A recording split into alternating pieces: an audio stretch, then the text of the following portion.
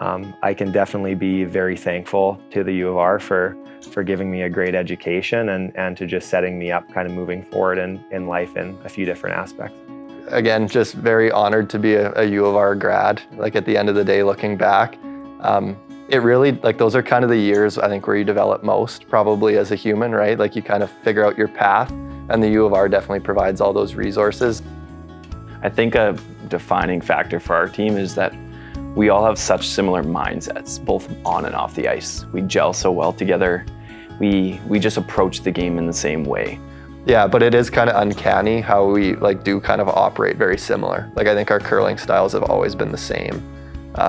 So whether that's the same teachers we've had over the years or if it's something more divine than that, but yeah, it's kind of neat. I think we have a good dynamic and a team that's going to be knocking on the door. We went into the provincial championship with not our hottest start. We were a little not as sharp as we typically are, and we had to battle back our first couple games. But once we did, we went on a bit of a tear. Since we won the Tankard and have gone to the Brier, like I think about it every day, like I'm super thankful for just the opportunity that we got, like together to represent our province.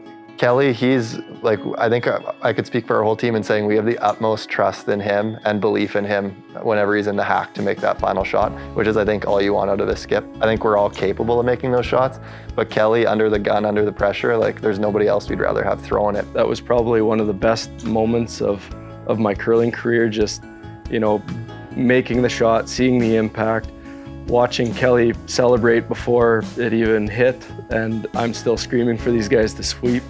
There's some of the best teams in the province that go to the Tankard every year, our provincial championship, and never get there. Saskatchewan's a really competitive province. I think this year, if you looked at the Canadian or world standings, I think it was the top 6 teams in Saskatchewan were part of the top like 40 or 50 in Canada or in the world. So it's really competitive. There's a number of teams in Saskatchewan that are right there every year and could take it. I guess this year and with this team, it's been great in the sense of the dynamic. Kelly and I have young kids, so the other two were more than willing to adapt their schedules and their times to practice later. So we did a lot of late night practice. 9 p.m. We were out 3 to 4 days a week, which is quite a bit, and we just didn't stop.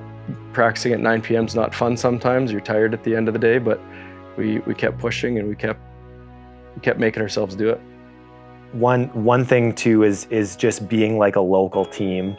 Like we can rally up the guys 3-4 times a week, and we have a great coach that constantly reinforces that the most important thing that you can do as a team is put in practice time and throw lots of rocks. We found that playing like the SAS Tour, that we got some wins under our belt, we got a lot of confidence, some mojo, and then we just kind of rode that out into the Tankard, and it turned out to be a really good formula for us. I think it's super exciting, kind of the notion of what the next few years are going to bring, because obviously whatever we did this year, it was kind of a working recipe.